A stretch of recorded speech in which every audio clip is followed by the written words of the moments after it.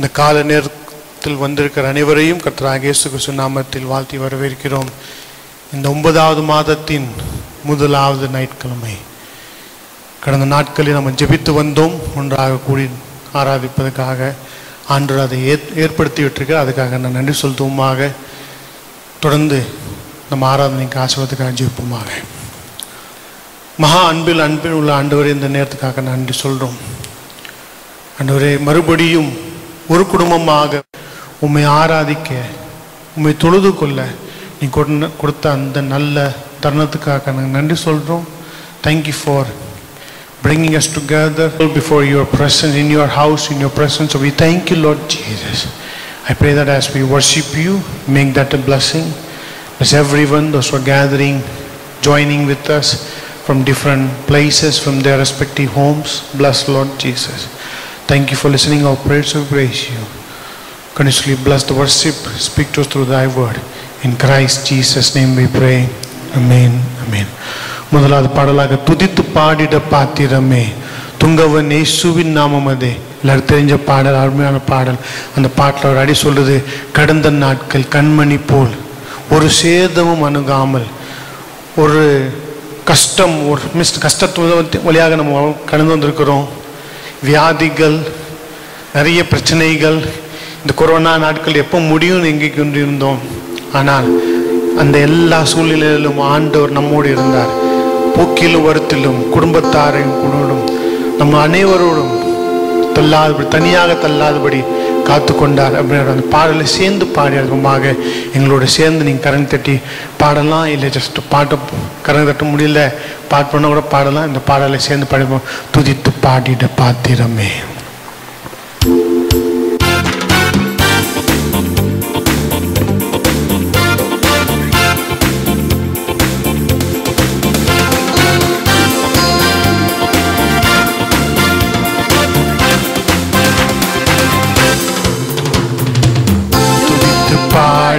பாத்திரமே துங்கவனேசுவின் நாமமதே.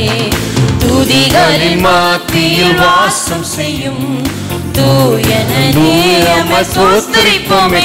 அற்புதமே அவர் நடத்துதலே, ஆனந்தமே பரமானந்தமே, நன்றியால் உள்ளமே மிக பொங்கிடுதே. நாம் அல்லேலூயா துதி சாற்றிடுவோம், நன்றியால் உள்ளமே மிக பொங்கிடுதே. நாம் அல்லேலூயா துதி சாற்றிடுவோம். கடந்த நாட்களில் கண்மணி போல் கருத்துடன் நம்மை காத்தாரே. கடந்த நாட்களில் கண்மணி போல் கருத்துடன் நம்மை காத்தாரே. கர்த்தரையே நம்பி ஜீவித்திட கிருபையும் ஈந்தத ஸ்தோத்திரிப்போமே. அற்புதமே அவர் நடத்துதலே, ஆனந்தமே பரமானந்தமே, நன்றியால் உள்ளமே மிக பொங்கிடுதே. நாம் அல்லேலூயா துதி சாற்றிடுவோம், நன்றியால் உள்ளமே மிக பொங்கிடுதே. நாம் அல்லேலூயா துதி சாற்றிடுவோம். இந்த வனாந்திர யாத்திரையில் இன்பரமேசு நம்மோடிருப்பார். இந்த வனாந்திர யாத்திரையில் இன்பரமேசு நம்மோடிருப்பார். போகையிலும் நாம் வருகையிலும் புகலிடமானத ஸ்தோத்திரிப்போமே. அற்புதமே அவர் நடத்துதலே, ஆனந்தமே பரமானந்தமே, நன்றியால் உள்ளமே மிக பொங்கிடுதே. நாம் அல்லேலூயா துதி சாற்றிடுவோம், நன்றியால் உள்ளமே மிக பொங்கிடுதே. நாம் அல்லேலூயா துதி சாற்றிடுவோம். வாஞ்சைகள் தீர்த்திட வந்திடுவார், வரும் என்றே நாம் அழைத்திடுவோம். வாஞ்சைகள் தீர்த்திட மீண்டும் வருவார், வரும் என்றே நாம் அழைத்திடுவோம். வானத்திலே ஒன்று சேர்ந்திடும் நாள் விரைந்து நெருங்கிட ஸ்தோத்திரிப்போமே. அற்புதமே அவர் நடத்துதலே, ஆனந்த ஆனந்தமே பரமானந்தமே நன்றியால் உள்ளமே மிக பொங்கிடுதே நாம் அல்லேலூயா துதி சாற்றிடுவோம் நன்றியால் உள்ளமே மிக பொங்கிடுதே நாம் அல்லேலூயா துதி சாற்றிடுவோம்.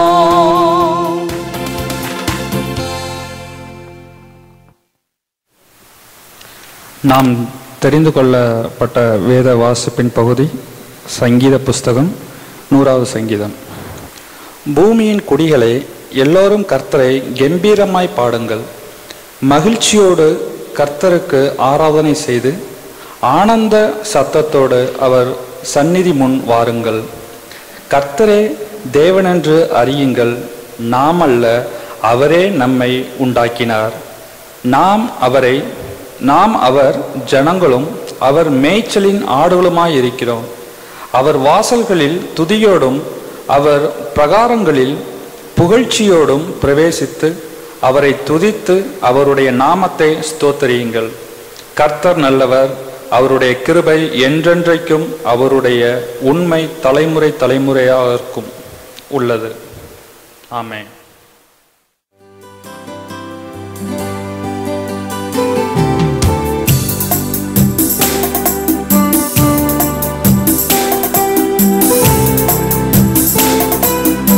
சேர்ந்து பாடுமாக. சர்வ சிருஷ்டிக்கும் எஜமான நீர்,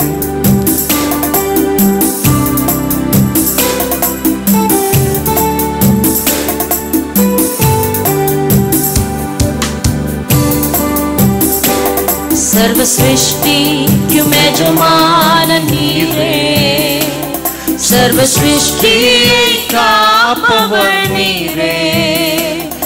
எங்கள் இதயத்தில் உம்மை போற்றுகிறோம், என்றென்றும் பணிந்து தொழுவோம்.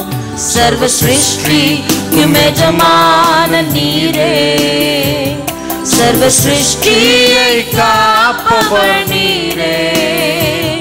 எங்கள் இதயத்தில் உம்மை போற்றுகின்றோம், என்றென்றும் பணிந்து. எல்லா மொழியிலும் சேர்ந்து பாடுமாக. Every tongue, every language.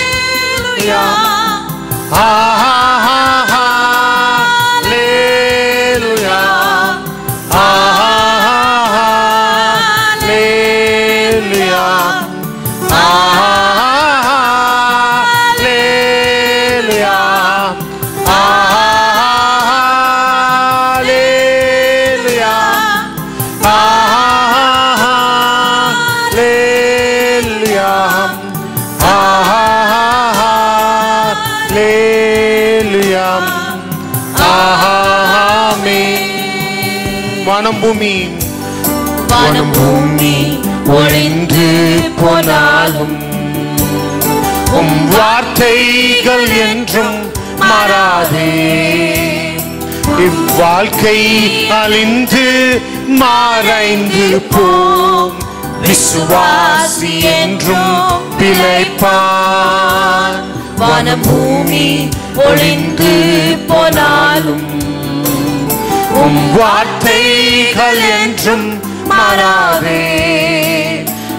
வாழ்க்கை அழிந்து மறைந்து போம், விசுவாசி என்றும் பிழைப்பான். ஹல்லேலூயா, ஹல்லேலூயா, ஹல்லேலூயா, ஹல்லேலூயா, ஹல்லேலூயா,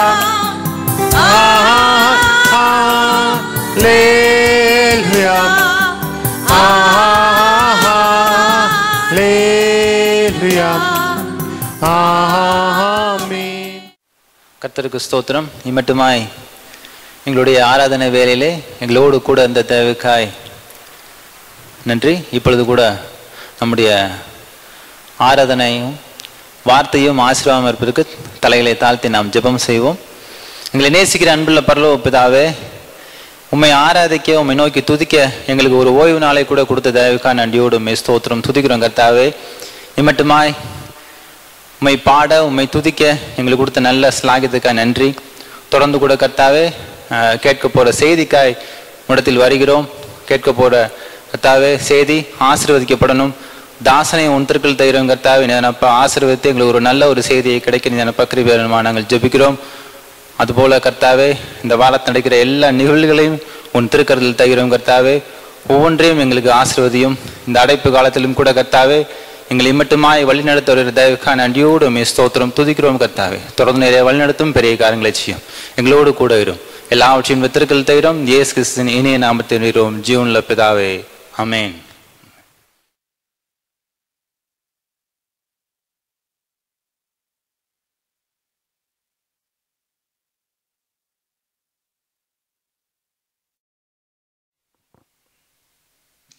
Greetings to you all in the blessed name of my Lord and Savior Jesus Christ. ஆண்டவர் இரட்சகருமாகிய இயேசு கிறிஸ்துவின் நாமத்தினாலே உங்களை வாழ்த்தி வரவேற்கிறேன். One more time, I am so happy to see you through the online. திரும்பவும் இந்த இணையதளம் மூலமாய் உங்களை பார்ப்பதில் மிகுந்த மகிழ்ச்சி அடைகிறேன். This online is for the people not able to come physically to the church. இந்த இணையதளம் மூலமாய் இந்த செய்தியானது சபைக்கு சரீரபூர்வமாய் யாரெல்லாம் வர இயலாமல் இருக்கிறீர்களோ அவர்களுக்காய் இந்த இணையதள வசதியை நாங்கள் செய்கிறோம். So I want you to sit and listen and as we worship together. நாம் ஒன்றாய் தேவனை சேர்ந்து ஆராதிக்கிற வண்ணம் நீங்களும் கர்த்தருடைய வார்த்தையை கேட்டு கர்த்தரை ஆராதிக்க வேண்டும் என்று சொல்லி விரும்புகிறேன். Thank the Lord that God answered our prayers. நம்முடைய ஜெபங்களுக்கு தேவன் பதிலை கொடுத்திருக்கிறார். அதற்காய் கர்த்தரை துதிக்கிறேன். Surely all 6 months lockdown was good. Praise the Lord for that. 6 மாத ஊரடங்கு உண்மையிலே வாழ்க்கைக்கு நலமானதாக இருந்தது. அதற்காய் கர்த்தரை துதிக்கிறேன். We have been studying for few weeks and very specially Isaiah chapter 42-48 says how great thou art. 40ஆம் அதிகாரத்திலிருந்து 66ஆம் அதிகாரம் வரைக்கும் நாம் கற்றுக்கொண்டு வருகிறோம். ஆண்டவரே நீர் எவ்வளவு பெரியவர் என்று சொல்லி நாம் கற்றுக்கொண்டு வருகிறோம். Chapter 40-48 speaks very clearly God how great thou art. 40ஆம் அதிகாரத்திலிருந்து 48ஆம் அதிகாரம் வரைக்கும் பார்த்து வந்தோம். ஆண்டவரே நீர் எத்தனை பெரியவர். So for last few weeks from that we have been studying God is greater than our circumstances, our fears. கடந்த 2 வாரங்களாய் கற்றுக்கொண்டு வந்தோம். தெய்வன் நம்முடைய சூழ்நிலைகளை காட்டிலும் பெரியவர், நம்முடைய பயத்தை காட்டிலும் பெரியவர் என்று சொல்லி. Today from this portion, word chapter 45-48, we will be dealing very clearly God is greater than our enemies. 45ஆம் அதிகாரத்திலிருந்து 48ஆம் அதிகாரம் வரைக்கும் நாம் பார்க்க போகிறோம். நம்முடைய எதிராளிகளை காட்டிலும் கர்த்தர் பெரியவர் என்று சொல்லி. These chapters இந்த வேத அதிகாரங்கள் deal very clearly the overthrow of Babylon enemy. பாபிலோனுடையதான ராஜ்யம் எதிராளிகளாலே அவை வீழ்த்தப்பட்டது. And that is what exactly it is written. அதுதான் மிக தெளிவாய் எழுதப்பட்டிருக்கிறது. And so for these chapters and all these things speaks that one our God is greater than the enemies. இந்த வேத அதிகாரங்கள் பேசுகிறது தேவனாகிய கர்த்தர் எதிராளிகளை காட்டிலும் பெரியவர் என்று மிக தெளிவாய் சொல்லுகிறது. Another theme also emphasized in few verses. ஒரு மையமான நோக்கமும் ஒரு சில வசனங்களிலே மிக தெளிவாய் அழுத்தி சொல்லப்படுகிறது. That is, I am the Lord and there is none else. நானே கர்த்தர் வேறு ஒருவரும் இல்லை என்று சொல்லி கர்த்தரே வாக்குரைக்கிறார். 7 times it is mentioned from chapter 45-48. 45ஆம் அதிகாரத்திலிருந்து 48ஆம் அதிகாரம் வரைக்கும் 7 தடவை அவை சொல்லப்படுகிறது. If you have a pencil with you, note it down those verses and just reading those words, that part alone. அந்த வசனத்தை அந்த வார்த்தை மாத்திரமே நாம் குறிப்பிட போகிறோம். நீங்கள் பேனா இருக்கும் என்று சொன்னால் நீங்கள் குறிப்பிட்டு வைத்துக் கொள்ளுங்கள். Chapter 45 verse 5. 45ஆம் அதிகாரம் அதனுடைய 5ஆம் வசனம். The Lord, there is no other, none beside me. நானே கர்த்தர் வேறொருவர் இல்லை, என்னை தவிர தேவன் இல்லை. Look at verse 6. அதனுடைய 6ஆம் வசனம். And he says again there, I am the Lord, there is no other. நானே கர்த்தர் வேறொருவர் இல்லை. And look into verse 14. அதனுடைய 14ஆம் வசனம். And there also it is written, and I am the Lord, no other. நானே தேவன் வேறொருவரும் இல்லை. And then again in verse 18 it is written, அதனுடைய 18ஆம் வசனத்தில் எழுதப்பட்டிருக்கிறது, I am the Lord and there is no other. தேவனாகிய கர்த்தர் சொல்லுகிறதாவது, நானே கர்த்தர் வேறொருவர் இல்லை. Look into verse 21. 21ஆம் வசனத்தை பாருங்கள். There also it is mentioned, I am the Lord and there is no other God beside me. என்னை அல்லாமல் வேறே தேவன் இல்லை, என்னை தவிர வேறொருவரும் இல்லை. Look into verse 22. Very famous word. 22ஆம் வசனத்தை பாருங்கள். Look to me and be saved, all other ends of the earth, for I am the Lord, there is no other. பூமியின் எல்லையெங்கும் உள்ளவர்களே, என்னை நோக்கி பாருங்கள், அப்பொழுது ரட்சிக்கப்படுவீர்கள். நானே தேவன், வேறொருவரும் இல்லை. Look into chapter 46. 46ஆம் அதிகாரம் Verse 9. அதனுடைய 9ஆம் I வசனம். am God and there is no other. I am God. நானே தேவன், வேறொருவர் இல்லை. And see, all these 7 places that emphasize is very clearly reveals that Jehovah is the true living God. இந்த 7 இடங்களிலும் மிக தெளிவாய் சொல்லப்படுகிறது, யெகோவா தேவனே ஜீவனுள்ள தேவனாய் இருக்கிறார். So that gives us an encouragement in our life. நம்முடைய வாழ்க்கையிலே அது உற்சாகத்தை கொடுக்கிறது. All those who believe in the name of Jesus Christ, all those who belong to God, that emphasize, I am the Lord, none beside you. கர்த்தரை விசுவாசித்தவர்கள் தேவனை தவிர வேறு ஒருவரும் இல்லை என்கிறதான ஒரு உறுதிய சாட்சி சொல்லப்படுகிறது. All the complication and the situation come across in our life. நம்முடைய வாழ்க்கையிலே எல்லா குழப்பங்கள், வாழ்வில் வீழ்ச்சிகள் வரும் பொழுது That word, what God said, I the Lord said, I am the Lord, none beside you. கர்த்தருடைய வார்த்தை மிக தெளிவாக சொல்கிறது, நானே தேவன், வேறொருவர் இல்லை. This morning I wanted to prove very clearly, இந்த காலை நேரத்திலே அதை தெளிவாய் நான் நிரூபிக்க our ஆசைப்படுகிறேன். God is greater than. நம்முடைய தேவன் பெரியவராய் இருக்கிறார். And our God is greater than our circumstances and our fears. Today we will study our God is greater than our enemies. நம்முடைய சூழ்நிலைகளை காட்டிலும் பெரியவர், பயத்தை காட்டிலும் பெரியவர். இன்றைக்கு நாம் கற்றுக்கொள்ள போகிறோம், நம்முடைய எதிராளிகளை காட்டிலும் அவர் பெரியவர். Everybody has an enemy. எல்லாருக்கும் எதிராளிகள் உண்டு. Very specially, விசேஷமாக God's people has always the enemies. தேவனுடைய ஜனத்தாருக்கு எப்பொழுதும் எதிராளிகள் உண்டு. God is proving and encouraging you. தேவன் திரும்பவும் அதை நிரூபித்து உங்களை உற்சாகப்படுத்துகிறார். He is greater than our enemies. நம்முடைய எதிராளிகளை காட்டிலும் கர்த்தர் பெரியவர். In this 4 chapters, இந்த 4 அதிகாரங்களிலே 4 ways God proves that. 4 வழிகளிலே தேவன் அதை நிரூபிக்கிறார். Ways number 1. முதலாவது வழிகள் And it is written clearly. மிக தெளிவாக எழுதப்பட்டிருக்கிறது. The description of the conqueror who is going to conquer and deliver you. யார் உங்களை வீழ்த்த போகிறார்கள், ஜெயிக்க போகிறார்கள், உங்களை விடுவிக்க போகிறார்கள் என்று சொல்லி. Chapter 45. 45ஆம் அதிகாரம். And it says that I have called an anointed one, Cyrus. அபிஷேகம் பண்ணப்பட்டதான கோரேசுவை நான் அழைத்திருக்கிறேன். Already in the beginning of our studies I have told you God has chosen one unconverted ruler to deliver his people. தம்முடைய ஜனத்தாரை விடுவிப்பதற்காய் தேவனை அறியாத ஒரு புறஜாதியான ஒரு நபரை தேவன் தெரிந்தெடுத்திருக்கிறார் என்று சொல்லி நான் முதலாவது செய்தியில் இதை குறித்து சொன்னேன். அப்படி என்றால், just like prophet, priest and kings, God has chosen Cyrus and anointed for his work. தீர்க்கதரிசிகளை மாதிரி, ஆசாரிகளை மாறி தேவன் கோரேசை தெரிந்து கொண்டு தேவன் அவரை அபிஷேகம் பண்ணினார். And he has to do his work, God's work.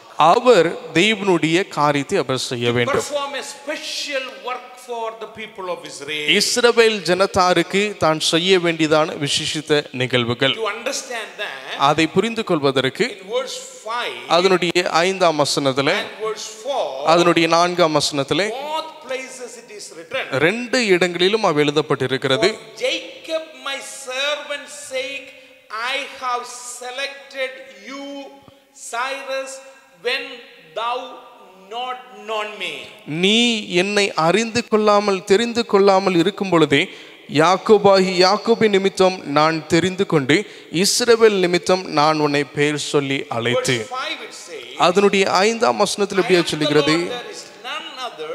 I have chosen you before the foundation of the earth, or before when you were born through in your mother's womb, I have chosen you. நானே கர்த்தர், வேறொருவர் இல்லை, என்னை தவிர தேவன் இல்லை. நீ தாயினுடைய கருவிலே உருவாவதற்கு முன்னமே நான் உன்னை தெரிந்து கொண்டேன். What a wonderful word is that. எவ்வளவு ஒரு அழகான ஒரு வார்த்தை அது. For the people of Israel, for Jacob's sake, யாக்கோபுக்காக, Israel ஜனத்தினுடையதான யாக்கோபினுடைய செயலுக்காய் God has called Cyrus even over century before he was born. அவர் தான் பிறப்பதற்கு முன்பதாய், காலங்களுக்கு முன்பதாய் கோரேசுவை தேவன் தெரிந்து கொண்டார். Cyrus was the human instrument for the battle.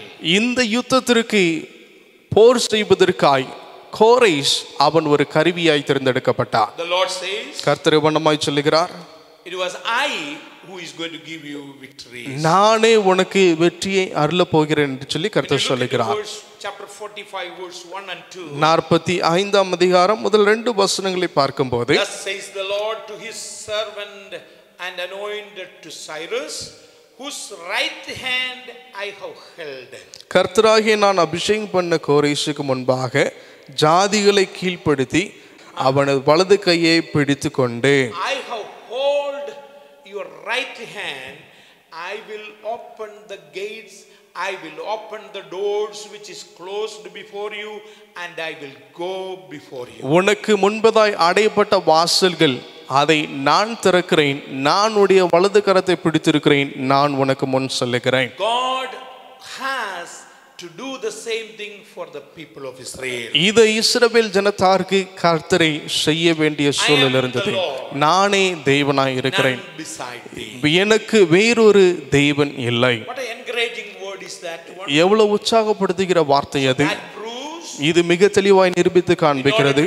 deliver us from the hand of the enemy. எதிராளியுடைய கரத்திலிருந்து விடுவிப்பதற்காக God prepare a human instrument for you and me. உங்களுக்கும் எனக்கும் தேவன் ஒரு நபரை கருவியாய் பயன்படுத்துகிறார். I want you to look in two more verses in that same chapter. இதே அதிகாரத்தில் 2 வசனங்களை நான் பார்க்க ஆசைப்படுகிறேன். Verse 21. அதனுடைய 21ஆம் வசனம் Very important verse. மிக முக்கியமான ஒரு வசனம். And very clearly spoken. மிக there. தெளிவாய் அவை பேசப்படுகிறது. I am the Lord. நானே கர்த்தர், None beside you. வேறு ஒரு தேவன் இல்லை. And it says very clearly, மிக தெளிவாய் சொல்லுகிறது, He is a just God and Savior. He is a just God and Savior. நீதிபரரும் இரட்சகருமாய் அவர் இருக்கிறார். Did you see that word very clearly? அந்த வார்த்தை தெளிவாய் பார்த்தீர்களா? The God of Israel and God of Abraham and Isaac and Jacob and God of you and me. He is a just God and Savior. ஆபிரகாமின் தேவன், ஈசாக்கின் தேவன், யாக்கோபின் தேவன், உங்களுடைய என்னுடைய தேவன், அவர் நீதிபரராய் That இருக்கிறார். is a word of encouragement. அதுதான் நம்மை உற்சாகப்படுத்துகிற வார்த்தை. That means no unrighteousness in அப்படி him. என்று சொன்னால் எந்த அநீதியும் அவருக்குள் இல்லை. He does the thing which is right every time. எப்பொழுதும் சரியான காரியத்தை தான் செய்கிறார். Look at verse 22. அதனுடைய 22ஆம் வசனத்தை பாருங்கள். Another important thing it says. இன்னொரு முக்கியமான காரியம் சொல்லுகிறது. In verse 22. 22ஆம் வசனம், Look to me and be saved, all you ends of the earth, for I am God, there is none other. பூமியின் எல்லையெங்கும் உள்ளவர்களே என்னை நோக்கி பாருங்கள், அப்பொழுது ரட்சிக்கப்படுவீர்கள், நானே தேவன், வேறொருவர் இல்லை. அப்படி என்றால் He offers salvation not only for the people of Israel, to the whole world. இஸ்ரவேல் ஜனத்தாருக்கு மாத்திரம் ரட்சிப்பை அருளுகிற தேவன் மாத்திரமல்ல, உலகம் முழுவதுமே ரட்சிப்பை அருளுகிற தேவனாய் அவர் He இருக்கிறார். offers salvation to all throughout the world. That is why he came and died on the cross of Calvary. உலகத்திற்காய் தான் ரட்சிப்பை அருளுகிற தேவனாய் இருக்கிறார். அது நிமித்தமாய் இந்த பூமிக்கு வந்து சிலுவையில் அவர் He அறையப்பட்டார். emphasized on that verse 22. இந்த 22ஆம் வசனத்தினுடையதான ஒரு காரியத்தை அழுத்தி நான் சொல்ல விரும்புகிறேன். Look to me and be saved. என்னை நோக்கி பார்க்கும் பொழுது நீங்கள் Look ரட்சிக்கப்படுவீர்கள். to me and be saved. என்னை நோக்கி பார்த்து நீங்கள் ரட்சிக்கப்படுவீர்கள். This is a very important verse for the conversion experience of the preacher of preachers. பிரசங்கிகளே பிரசங்கியார் என்று சொல்லி அழைக்கப்படுகிறதான ஒரு நபருடையதான ரட்சிப்புக்கு இந்த வேத வார்த்தை ஊந்துகோலாயிருந்தது.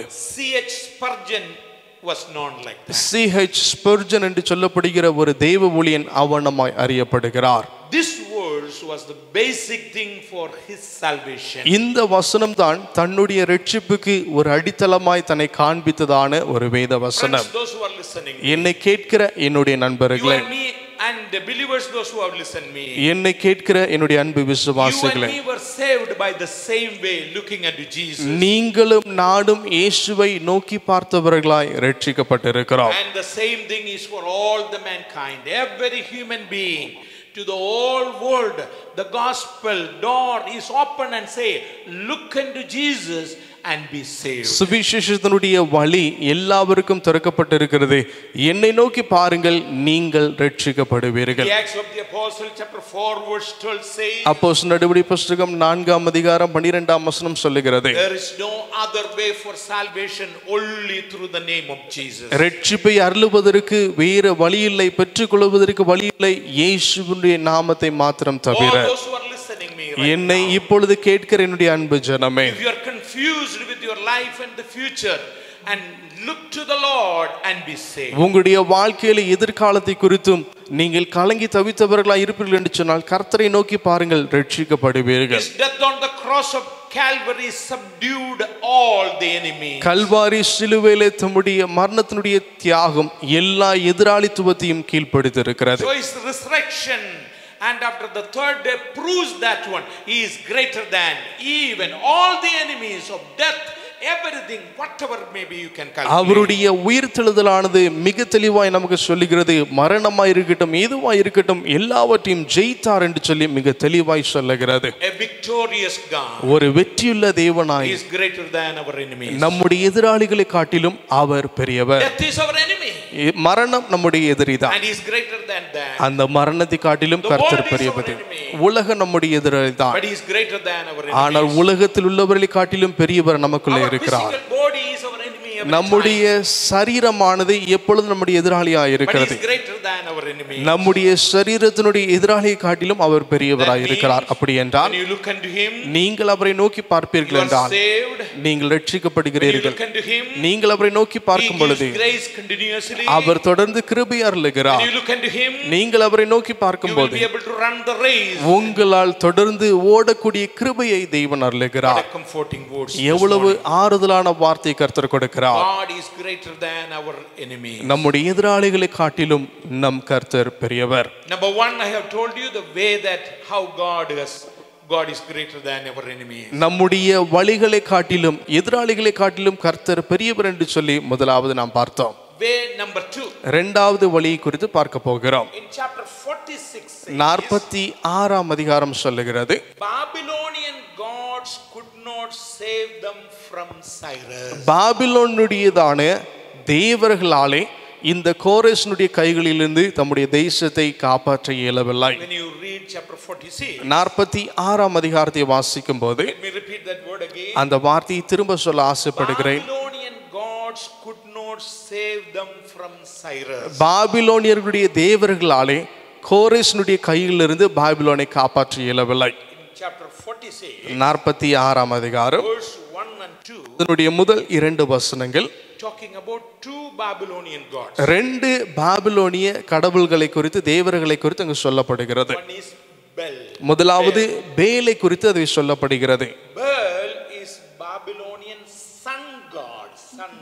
பாபிலோனியர்களுக்கு இந்த பேல் என்கிறதான கடவுள் சூரிய கடவுளாக இருந்தார்.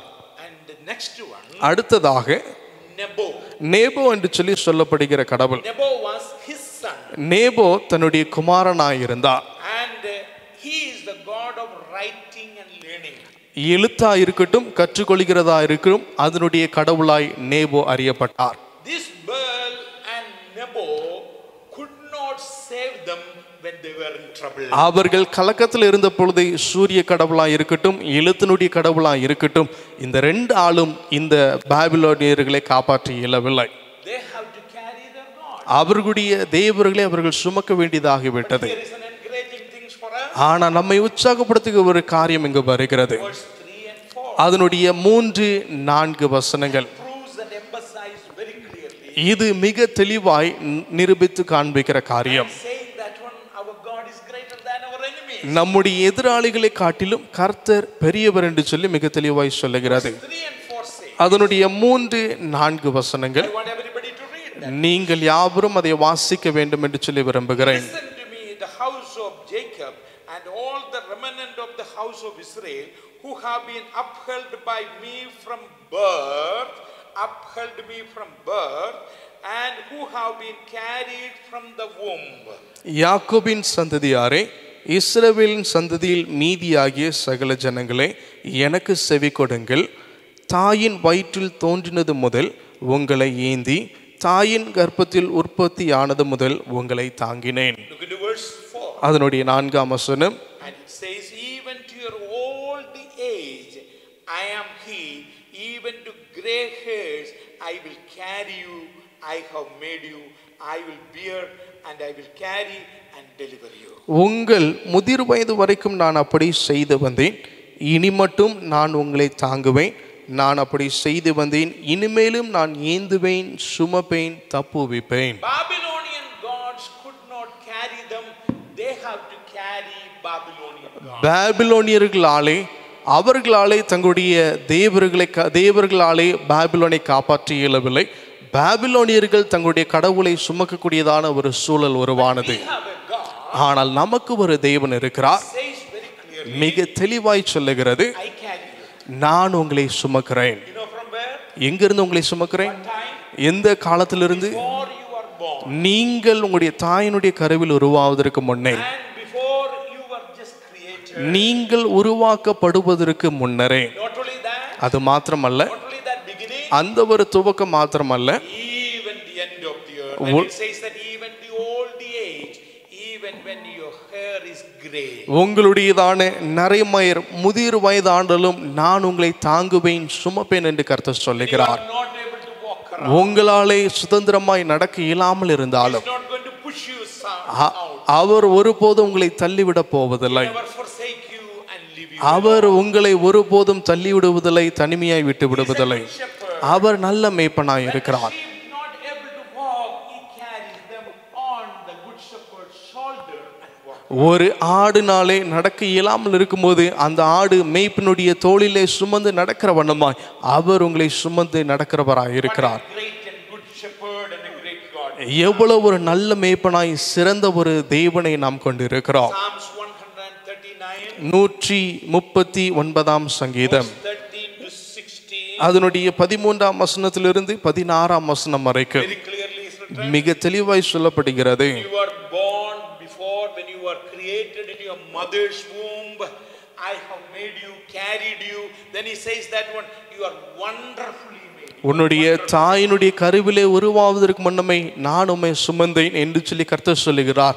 13ஆம் வசனம் முடியா 14ஆம் வசனம் முடியா சொல்லுகிறது, நான் பிரமிக்கத்தக்க அதிசயமாய் உண்டாக்கப்பட்டிருக்கிறேன். Never leave you and forsake. அவர் ஒருபோதும் உங்களை புறம்பே தள்ளுகிற தேவன் அல்ல. God is greater than our enemies and he is able to carry us even when you are not able to walk. நாம் நடக்க இயலாமல் இருக்கிற சூழ்நிலையிலே வயதாய் தள்ளப்பட்டிருந்தாலும் தெய்வன் நம்மை சுமப்பேன் என்று சொல்லி கர்த்தர் வாக்கு கொடுக்கிறார். Number 3. மூன்றாவதாக, Way number 1, the Lord has described about the conqueror. முதலாவது வழியை குறித்து பார்த்தோம். யார் அதை வெற்றியை சுதந்திரிக்க போகிறார், யார் மூலமாய் அவர் இருக்கும் என்று சொல்லி முதலாவது பார்த்தோம். Way number 2, the disgraced. God cannot carry you, but our God is able to carry you. இரண்டாவது வழியை குறித்து பார்க்கிறோம். கனவீனப்படுத்தப்பட்டதான தேவர்களாலே நம்மை சுமக்க இயலவில்லை, நம்மை சுமக்கிற ஒரு தேவன் உண்டு என்று சொல்லி இரண்டாவதாய் நாம் பார்க்கிறோம். Way number 3, மூன்றாவது வழியை பார்க்கிறோம். in chapter 47, 47ஆம் அதிகாரம். the city destroyed. அந்த பட்டணம் சிதைந்து நிர்மூலமானது. Which city? எந்த பட்டணம்? Babylonian city destroyed. பாபிலோனிய பட்டணம் முழுவதும் சிதைந்து போனது. Look into chapter 47, 47ஆம் அதிகாரத்தை பார்க்கும்போது verse 6. அதனுடைய 6ஆம் வசனம், And that verse 6 says very clearly, 6ஆம் வசனம் மிக தெளிவாய் சொல்லுகிறது. Lord said to the people of Israel, and very clearly, I was angry with my people. I have performed my inheritance. And again repeating that verse. And verse 6 says that I was angry with my people. I have profaned my inheritance and given them into your hand. You showed them no mercy.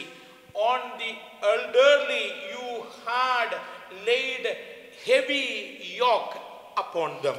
நான் என் ஜனத்தின் மேல் கடும் கோபம் அடைந்து என் சுதந்திரத்தை பரிசுத்த குலைச்சலாக்கி அவர்களை உன் கையில் ஒப்பு கொடுத்தேன்.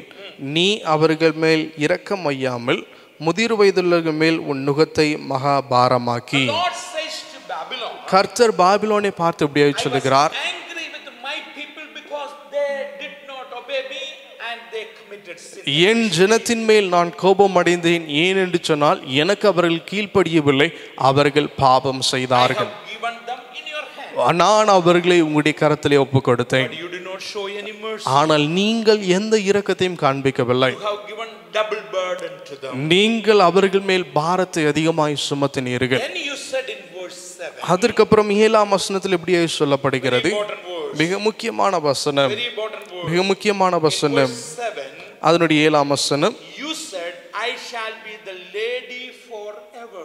நான் என்றைக்கும் நாயகியாய் இருப்பேன். You know what the Babylon said? I will be forever. Nobody is going to change. நான் எப்பொழுதுமே நாயகியாய் சிறந்த நபராய் இருப்பேன், யாரும் என்னை மாற்ற முடியாது. This is a very important lesson for everyone. இது எல்லாரும் கற்றுக்கொள்ள வேண்டிய மிக முக்கியமான ஒரு பாடம். Even the believers has to understand. விசுவாசிகளும் இதை புரிந்து கொள்ள வேண்டும். And the Lord has saved you, but when you have done certain things against the Lord, God has given a chastisement in your life. கர்த்தர் உங்களை ரட்சித்திருக்கிறார். தேவனுக்கு விரோதமாய் நீங்கள் காரியத்தை செய்யும் பொழுது தேவன் உங்களை கடிந்து கொண்டிருக்கிறார், That தண்டித்திருக்கிறார். is not because that he hated. கர்த்தர் உங்களை வெறுத்தார் என்கிற நிமித்தமாய் தேவன் அதை செய்யவில்லை. And when God has given these people of Israel in the hand of Babylon, இந்த இஸ்ரவேல் ஜனத்தாரை பாபிலோனுடைய கரத்திலே கர்த்தர் கொடுத்த போது and you know what they said? அவர்கள் என்ன சொன்னார்கள்? Babylon said that I am forever. I am the queen. I am great, and nobody can just save you from my hand now. நாங்கள் சிறந்தவர்கள், மேலானவர்கள், நாயகிலாய் நாங்கள் இருப்போம் என்று சொல்லி சொன்னார்கள். யாரும் எங்களுடைய கரத்திலிருந்து பறிக்க இயலாது என்று சொல்லி அவர்கள் சொல்ல ஆரம்பித்தார்கள். Like Babylon, as they said it, many believers nowadays says that one, I have everything. Nobody can just destroy me. Babylon சொன்ன வண்ணம் அநேக விசுவாசிகள் நாம் சொல்லுகிறோம், எனக்கு எல்லாம் இருக்கிறது, யாராலும் என்னை ஒன்றும் செய்ய இயலாது. Spend your money. எனக்கு தேவையான பணம் இருக்கிறது, Spend your possession. எனக்கு பதவி இருக்கிறது, Nobody can shake it. யாரும் என்னை எப்பொழுதும் அசைக்க இயலாது. You know what happened to the people of Babylon? பாபிலோனியர்களுக்கு என்ன நடந்தது? Look into verse 10 and 11. அதனுடைய 10-11 வசனங்களை பாருங்கள். Clearly say, மிக தெளிவாய் சொல்கிறது. and in verse 10, அதனுடைய 10ஆம் வசனம், you have trusted your wickedness, உன் துன்மார்க்கத்தனத்திலே நீ திட நம்பிக்கையாயிருந்து and you have said, என்னை பார்க்கிறவர்கள் no one sees me. ஒருவரும் இல்லை என்றாய். Your wisdom and your knowledge have wrapped you, உன் ஞானமும் உன் அறிவுமே உன்னை கெடுத்தது. and you have said in your heart, நீ உன் இருதயத்தில் இப்படியே சொல்லிக் கொண்டாய், I am. நான் தான், There is none else beside me. என்னை தவிர ஒருவரும் இல்லை என்று. You know what Babylon said? Babylon என்ன சொல்ல ஆரம்பித்தது? I am the lady forever. நானே சதா காலத்திலும் நாங்கள் தான் இருக்க போகிறோம், I am great Babylon. நாங்கள் தான் சிறந்த சாம்ராஜ்யம் என்று சொல்ல ஆரம்பித்தார்கள். Look to verse 11. அதனுடைய 11ஆம் வசனத்தை பாருங்கள். That word very clearly says, மிக தெளிவா இந்த வார்த்தை therefore சொல்லுகிறது, evil shall come upon you, and you shall know from where it arises. ஆகியால் தீங்கு உங்கள் மேல் வரும், அது எங்கே இருந்து உதித்ததென்று நீ அறியாய். And trouble shall fall upon you, and you will not be able to put it off. விக்கினம் உன்மேல் வரும், நீ அதை நிவிர்த்தியாக்க மாட்டாய். And then it says, desolation shall come upon you suddenly, sudden destruction. நீ அறியாதபடிக்கு சடுதியாய் உண்டாகும் பால் கடிப்பு உன்மேல் வரும். Nobody could say. யாராலும் உன்னை ரட்சிக்க இயலாது, Nobody could do anything. யாராலும் உனக்கு ஒன்றும் செய்ய I இயலாது. want you to understand. நீங்கள் இதை புரிந்து கொள்ள All வேண்டும். the enemies of God தேவனுடைய எதிராளிகளை, and all the enemies of God's children. தேவனுடைய பிள்ளைகளுடைய எதிராளிகளை, You know what the Bible says? கர்த்தருடைய வார்த்தை என்ன Sudden சொல்லுகிறது? destruction will come upon you. Your pride will completely destroy you. Your pride will completely destroy you. சடிதி உங்கள் மேல் வரும், உங்களுடைய பெருமை உங்களை வீழ்ச்சியாக்கும். Read with me one more particular verse. என்னோடு கூட நீங்கள் இன்னொரு வசனத்தை வாசிக்க ஆசைப்படுகிறேன். Psalms number 9. 9ஆம் சங்கீதம். And there is a beautiful verse and you and me need to understand. ஒரு அழகான ஒரு வசனம் இருக்கிறது, நீங்களும் நானும் அதை புரிந்து கொள்ள வேண்டும். ரெண்டு வசனங்களை உங்களுக்கு வாசிக்க விரும்புகிறேன். 9, Psalms number 9. சங்கீதம் 9ஆம் சங்கீதம் Verse 5 and 6. அதனுடைய 5-6 வசனங்கள். You have rebuked the nations and you have destroyed the wicked. You have blotted out their name forever and ever. And O enemy, destruction art finished forever. And you have destroyed cities, even their memory has perished. ஜாதிகளை கடிந்து கொண்டு துன்மார்க்கரை அழித்து அவர்கள் நாமத்தை என்றென்றைக்கும் இல்லாதபடிக்கு குலைத்து போட்டீர். சத்துருக்கள் என்றென்றைக்கும் பாழாக்கப்பட்டார்கள். அவர்கள் பட்டணங்களை நிர்மூலமாக்கினீர். அவர்களை பற்றிய நினைவு அற்று போயிற்று. You know what it says? The wicked people and the destruction of the enemies of God, sudden destruction will come and the cities will be wiped out and it will be no more in the history. துன்மார்க்குடையதான வாழ்க்கை அழிந்து போகும், பட்டணங்கள் அழிந்து போகும், சடிதியாய் அவை வரும் என்று சொல்லி மிக தெளிவாய் சொல்லப்படுகிறது. I want you to read one more verse. இன்னொரு வசனம் கூட நான் வாசிக்க ஆசைப்படுகிறேன். Psalms chapter 50, 50ஆம் சங்கீதம் verse 22. அதனுடைய 22ஆம் வசனம். Now consider this, you who forget God, lest I tear you in pieces and there be none to deliver. தேவனை மறக்கிறவர்களே இதை சிந்தித்துக் கொள்ளுங்கள். இல்லாவிட்டால் நான் உங்களை பீறி போடுவேன், ஒருவரும் உங்களை விடுவிப்பதில்லை. Did you see that verse very clearly? அந்த வசனத்தை தெளிவாய் பார்த்தீர்களா? Babylon and said that nobody likes me, I am the greatest one. Babylon சொல்ல ஆரம்பித்தது, நான் தான் சிறந்தவர்கள் என்று சொல்லி அவர்கள் சொல்ல ஆரம்பித்தார்கள். Nobody can destroy you. யாரும் எங்களை அழிக்க முடியாது, The lady forever. நாங்களே இப்படியாக நாங்கள் இருப்போம் என்று சொல்லி அவர்கள் சொன்னு கொண்டார்கள். Sudden destruction சடுதி அவர்கள் மேல் துரிதமாய் வந்தது. and completely gone. அவர்கள் மாண்டு போனார்கள். Friends, listen very carefully. நண்பர்களே கவனமாய் கவனியுங்கள். If you are an enemy of God, நீங்கள் தேவனுடைய எதிராளிகளாய் இருப்பீர்கள் our என்றால் God is greater than you and he will destroy நம்முடைய தேவன் உங்களையும் உங்களை காட்டிலும் பெரியவராய் இருக்கிறார், உங்களை நிர்மூலமாக்குவார். Through the destruction of the Babylon, God proved that he is greater than. பாபிலோனிய அழிவின் மூலமாய் கர்த்தர் நிரூபித்து காண்பித்தார், நான் பெரியவர் என்று சொல்ல. Number 4. நான்காவதாக The way number 4. நான்காவது வழியை குறித்து பார்க்கிறோம். The Jewish remnant will be delivered. மீதமுள்ள யூதர்கள் அவர்கள் விடுவிக்கப்படுவார்கள். Chapter 48 says that. 48ஆம் அதிகாரம் அதை குறித்து சொல்லுகிறது. The Jewish which is left over will be delivered. That is what. மீழ்ந்திருந்ததான யூதர்கள் அவர்கள் விடுவிக்கப்படுவார்கள். You and me need to understand when you read those chapters. நீங்கள் நானும் இந்த அதிகாரத்தை வாசிக்கும் பொழுது புரிந்து கொள்ள வேண்டிய காரியம், The Jews had a very comfortable stay in their captivity in Babylon. யூதர்கள் பாபிலோனில் அடிமைகளாய் வாழ்ந்த பொழுது நல்ல சீதோஷ்ணமான ஒரு வாழ்க்கை அவர்களுக்கு இருந்தது. They did not want to leave that country. அவர்களுக்கு அந்த பாபிலோன் தேசத்தை விட வேண்டும் என்கிற மனசு இல்லை. The book of Jeremiah, எரேமியாவுடைய புஸ்தகத்திலே 29, 29ஆம் அதிகாரம் 4 to 7. அதனுடைய 4ஆம் வசனத்திலிருந்து 7ஆம் வசனம் வரைக்கும். I'm not going to read, you have to read after my message. என்னுடைய செய்திக்கு பிறகு நீங்கள் இப்பொழுது குறித்து வைத்து வாசித்துக் கொள்ளுங்கள். 29 of Jeremiah chapter 4 to 7. 29ஆம் அதிகாரம் எரேமியாவுடைய புஸ்தகம் அதனுடைய 4ஆம் வசனத்திலிருந்து 7ஆம் வசனம் வரைக்கும். When you go to Babylon in the captivity, நீங்கள் அடிமைத்தனத்திற்கு பாபிலோனுக்கு செல்லும் பொழுது when you pray, I will give the good of that land to you and you will be blessed. நீங்கள் அந்த இடத்திலிருந்து கர்த்தரை நோக்கி கூப்பிடும் பொழுது அந்த இடத்தினுடைய நன்மை தருவை நீங்கள் ஆசீர்வாதமாக இருப்பீர்கள் என்று சொல்லி கர்த்தர் சொன்னார். Such a same way, அவ்வண்ணமாகவே they had very good house. அவங்களுக்கு ஆசீர்வதிக்கப்பட்ட வீடு இருந்தது. They had very good family. அவர்களுக்கு குடும்பம் சிறந்த முறையிலே அவர்கள் சுபமுகமாய் வாழ்ந்து வந்தார்கள். Garden. அவர்களுக்கு நல்ல தோட்டங்கள் இருந்தது. None of them wanted to leave and come back to the holy land. யாருக்கும் அந்த அடிமைத்தன நல்ல வாழ்க்கையிலிருந்து விட்டு பரிசுத்த ஸ்தலத்திற்கு வர வேண்டும் என்று சொல்லி விருப்பம் இல்லை. They don't want to pack up their things and go back. யாருக்கும் தங்களுடைய தேசத்திற்கு திரும்ப செல்ல வேண்டும் என்கிற ஒரு விருப்பம் இல்லை. You know what God wants? கர்த்தர் என்ன விரும்பினார்? God wants my remnant and you should go back to the holy land மீள் and do the things what I have said to them. மீள்ந்திருக்கிற என்னுடைய ஜனமானது திரும்ப தங்களுடைய தேசத்திற்கு சென்று நான் அவர்களுக்கு வைத்திருக்கிற காரியத்தை செய்ய வேண்டும் என்று சொல்லி கர்த்தர் விரும்பினார். Holy land is the place where you belong and you should go back. பரிசுத்த நகரம் அது உங்களுக்குரியது, நீங்கள் அதை சார்ந்தவர்கள், நீங்கள் உங்களுடைய தேசத்திற்கு செல்ல You வேண்டும். have a work to do and go back.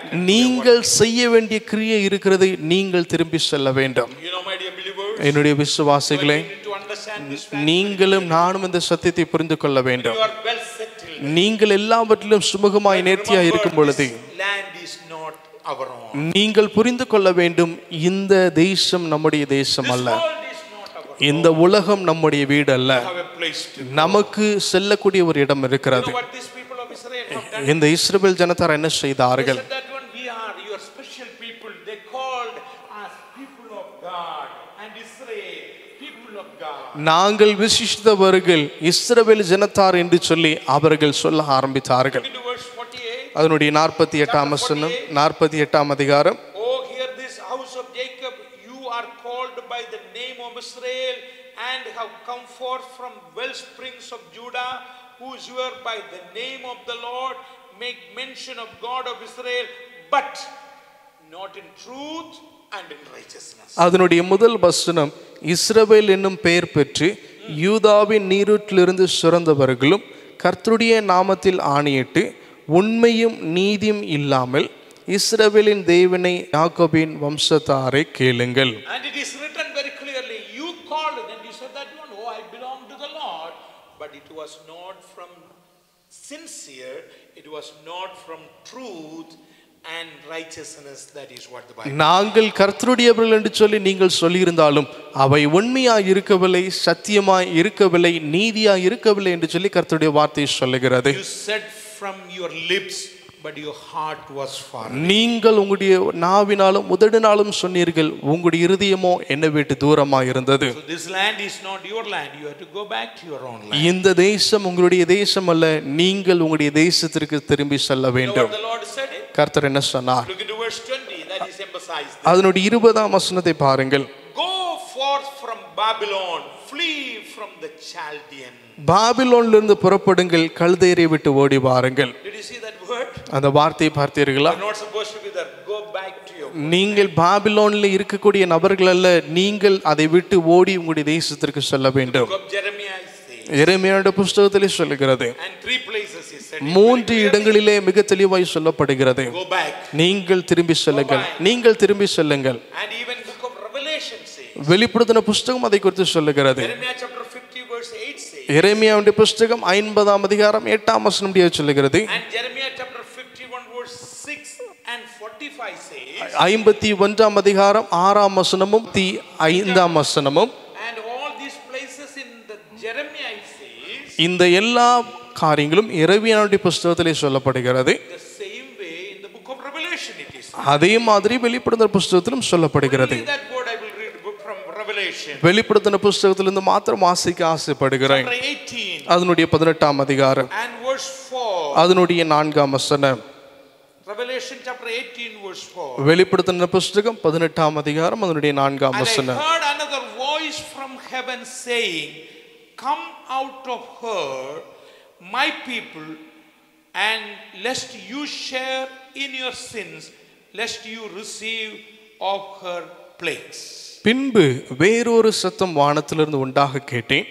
அது என் ஜனங்களை நீங்கள் அவர்களுடைய பாவங்களுக்கு உடன்படாமலும் அவர்களுக்கு நேரிடும் வாதைகளில் அகப்படாமலும் இருக்கும்படிக்கு விட்டு வெளியே வாருங்கள். You come out of Babylon, that is what. அவளை விட்டு வெளியே வாருங்கள் என்று சொல்லி மிக தெளிவாய் சொல்லுகிறது. So the Lord delivered the people from Babylon and put them back. பாபிலோனுடைய கரத்திலிருந்து தேவன் அவர்களை விடுவித்து திரும்ப தம்முடைய பரிசுத்த நகரத்தில் தேவன் அவர்களை அமைத்தார். Enemies were holding them with wealth and prosperity. எதிரிகள் ஆஸ்தியினாலும் ஐஸ்வரியத்தினாலும் வளர்ச்சியினாலும் பிடித்து கொண்டு வைத்திருந்தார்கள். God has delivered from the hand of those. ஆனால் தேவன் அவர்களை அவருடைய கரத்திலிருந்து விடுவித்தார். This morning let me emphasize this word again very clearly. இந்த காலை நேரத்தில் இந்த வார்த்தையை நான் அழுத்தி சொல்ல ஆசைப்படுகிறேன். Our God is greater than our circumstances. நம்முடைய சூழ்நிலைகளை காட்டிலும் கர்த்தர் பெரியவர். Our God is greater than our fears. நம்முடைய பயத்தை காட்டிலும் கர்த்தர் பெரியவர். Our God is greater than our enemies. நம்முடைய எதிராளிகளை காட்டிலும் நம் தேவன் பெரியவர். How great thou art. ஆண்டவரே, நீர் எத்தனை பெரிய தேவனாய் இருக்கிறீர். Have that confidence in your life. அந்த ஒரு உறுதி நமக்கு இருக்கட்டும். That whatever may be happening in your life, நம்முடைய வாழ்விலே என்ன சம்பவித்தாலும் these thoughts may continuously encourage you. இந்த சிந்தனைகள் தொடர்ந்து உங்களை உற்சாகப்படுத்தட்டும். Bless your life. உங்களுடைய வாழ்வை ஆசீர்வதிக்கட்டும். Our God, நம்முடைய தேவன், our God. நம்முடைய தேவன். Isaiah chapter 40 to 48. For all this last 1 month I was continuously saying, our God is greater than our circumstances, our fears and our enemies. 40ஆம் அதிகாரத்திலிருந்து 48ஆம் அதிகாரம் வரைக்கும் ஒரு மாதமாய் நாம் பார்த்து கொண்டு வருகிறோம். நம்முடைய சூழ்நிலை காட்டிலும், நம்முடைய பயத்தை காட்டிலும், நம்முடைய எதிராளிகளை காட்டிலும் நம் தேவன் பெரியவர் என்று சொல்லி, all God's servants encouraged by those words, read it again. All the children of God, all the believers encouraged by those words and be strong in the Lord. இந்த வசனத்தினாலே உற்சாகம் அடைந்த விசுவாசிகளே, தேவனுடைய ஊழியர்களே, தேவனுடைய பிள்ளைகளே, இந்த வார்த்தை தொடர்ந்து உங்களை உற்சாகப்படுத்தட்டும். May the Lord help you to understand. தேவன் தாமே இந்த வார்த்தையை புரிந்து கொள்வதற்கு உதவி செய்வாராக. Close our eyes and look to the Lord in prayer. தலைகளை தாழ்த்தி நாம் ஜெபம் செய்வோம். Merciful Lord, loving heavenly Father, கிருபையாய் இறங்குகின்ற எங்கள் அன்பின் பிதாவே, thank you Lord for the answers. ஆண்டவரே, நீர் எங்களுக்கு கொடுத்த பதிலுக்காய் ஸ்தோத்திரம். Thank you for the opening of the churches. ஆண்டவரே, சபைகளை திறப்பதற்கு நீர் உதவி செய்திருக்கிறீர், உமக்கு ஸ்தோத்திரம். All those who are listening from various places not able to go, bless them Lord abundantly through this word. ஆண்டவரே, ஆலயங்களுக்கு செல்ல இயலாமல் இருக்கிறதான ஒவ்வொரு நபர்களுக்காக நாங்கள் ஜெபிக்கிறோம். இந்த வார்த்தை கேட்கிற ஒவ்வொருவரையும் நீர் ஆசீர்வதிப்பீராக. Thank you for healing, thank you for helping, thank you for guiding many believers, many God's servants and many friends. அநேக நண்பர்களுக்கு, தேவனுடைய ஊழியர்களுக்கு ஆண்டவரே, நீ செய்து வருகிற உம்முடைய உதவிக்காக உமக்கு ஸ்தோத்திரம். Continuously lead us into victory. தொடர்ந்து வெற்றிக்கு நேராய் நீர் எங்களை நடத்துங்க. You are greater than our circumstances and our fears and our enemies, and we may be strong in that every time. எங்களுடைய சூழ்நிலைகளை காட்டிலும், எங்களுடைய எதிராளிகளை காட்டிலும், அது மாத்திரமல்ல, எங்களுடையதான பயத்தை காட்டிலும் பெரியவர் என்கிற நம்முடைய வார்த்தைக்கு ஸ்தோத்திரம். நாங்கள் அதிலே உறுதியா இருக்க உதவி செய்யுங்க. Bless our land India. எங்களுடைய தேசம், எங்களுடைய தாயகத்தை நீர் ஆசீர்வதிப்பீராக. All the rulers of our land. எங்களுடைய தேசத்தை ஆளுகிற ஒவ்வொரு அதிபதிகளுக்காய் நாங்கள் All those who ஜெபிக்கிறோம். are suffering from sickness. ஆண்டவரே, வியாதியினால் கஷ்டத்தில் இருக்கிறவர்களுக்காய் நாங்கள் ஜெபிக்கிறோம். Heal them completely. நீர் அவர்களை சுகப்படுத்துவீராக. All the leaders in the world உலகத்தில் இருக்கிற ஒவ்வொரு தலைவர்கள் and all the people those who are suffering. பாடிலும் கஷ்டத்திலும் இருக்கிறவர்களுக்காய் நாங்கள் ஜெபிக்கிறோம். Everybody may be able to take that words, look to me and saved and deliverance from God alone. என்னை நோக்கி பார்க்கும் பொழுது ரட்சிக்கப்படுவீர்கள் என்ற வார்த்தையை பிடித்துக் கொண்ட ஆண்டவரே, ரட்சிக்கப்படுவதற்கு தேவனால் மாத்திரமே ஆகும் என்று சொல்லி அதுவே சாத்தியம் என்று உம்மை நம்பி சார்ந்திருக்க நீர் உதவி செய்தருள்வீராக. Bless this month our going and our work and wherever whatever we do. இந்த மாதம் முழுவதும் நாங்கள் செய்ய இருக்கிற எல்லாவற்றையும் நீர் ஆசீர்வதிப்பீராக. You go before us. நீர் எங்களுக்கு முன் செல்லுங்க. You guide us. நீர் எங்களை நடத்துங்க. You give us wisdom. நீர் எங்களுக்கு ஞானத்தை Keep us in தந்தருளுங்க. good health. ஆண்டவரே, நல்ல சுகபலத்தோடு நீர் எங்களை பாதுகாத்துக் கொள்ளுங்க. Provide every need. Thank you for the provision thus far. எங்களுடைய எல்லா தேவைகளையும் இம்மட்டும் சந்தித்ததற்கு உமக்கு ஸ்தோத்திரம். இனிமேலும் நீர் சந்திப்பீராக. Thank you for listening our prayers. என்னுடைய ஜெபத்தை கேட்டதினால் உமக்கு ஸ்தோத்திரம். Jesus Christ's name I pray. இயேசு கிறிஸ்துவின் நாமத்தில் ஜெபிக்கிறோம் எங்கள் ஜீவனுள்ள நல்ல பிதாவே. ஆமென். ஆமென். சிறை வாழ்வு மறையும், சீர்வாழ்வு மலரும், சீயோனின் மகிமை திரும்பும். சிறை வாழ்வு மறையும், சீர்வாழ்வு மலரும், சீயோனின் மகிமை திரும்பும்.